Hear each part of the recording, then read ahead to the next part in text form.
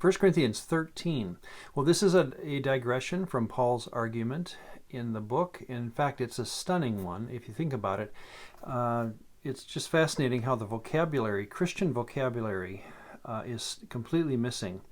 The word God, Jesus, Christ, heaven, salvation or save, church, spirit, all those words are missing from this chapter. And so, as much as we like to draw pictures again of God and man, I'd recommend that the way to make this poem of love work is to not think Christian or Jewish thoughts. Let's think completely secular here, because I think that's where Paul is going with his argument. In fact, there is some evidence that this is a borrowed poem, that Paul inserts into 1 Corinthians a poem that was well known in, or at least known in, the world of the ancient Corinthians. So as a reminder of what Paul wanted to see in the lives of these Corinthian people, could it be that Paul would borrow a poem and simply insert it? And so let's look at it that way, and I think it makes better sense.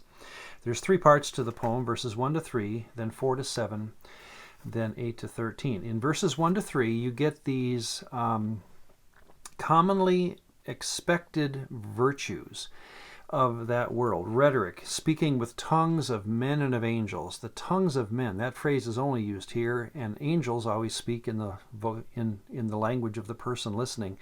I think it's simply talking about in that world, being a rhetorician was one of the most highly esteemed virtues in all the world. And so I think it's just talking of a bold, glorious speech, and let's call it rhetoric.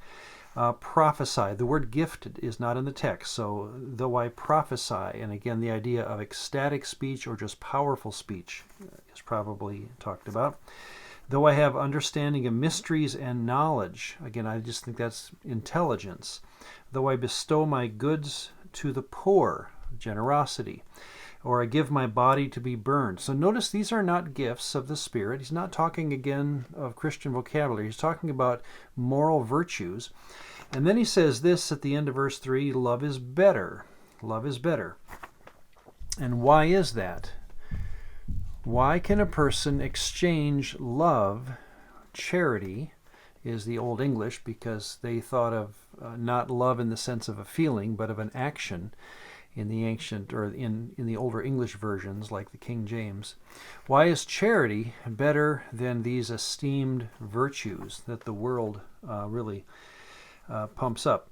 Well, verses 4 to 7, here's why. Love suffers long, and you remember this beautiful part of the poem, used in many secular weddings today.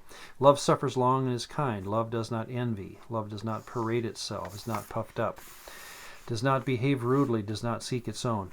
So the best things in the world, by worldly standards, are outdone by this word agape in Greek, or love, because love seeks at base the interests of others. This can be a very selfish lifestyle. Even though it's virtuous, it is deep down very selfish. It can be, even this.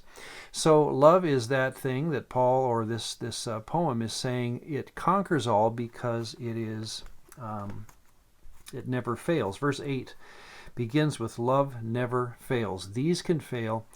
And of course, here are then 3 illustrations as he ends up the poem.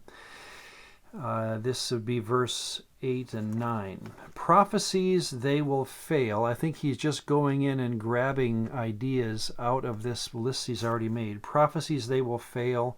Tongues, they will cease. Knowledge, it will vanish away. So he's going back into this list and simply saying these 3, as well as the others, will fail. Why? Because they are in part, only part of the larger picture. It's like having all the puzzle pieces. You think, and you get close to the end, and you don't have the puzzle. These are pieces of the puzzle. They are not the entirety of the picture of what a person wants. So the solution is to have the whole puzzle, all the pieces. That would be verse 10.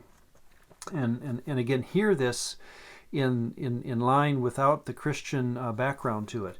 But when that which is wholesome or whole or complete has come, then that which is in part will be done away. And of course, what is whole in the story is love. then that which is in part will be done away.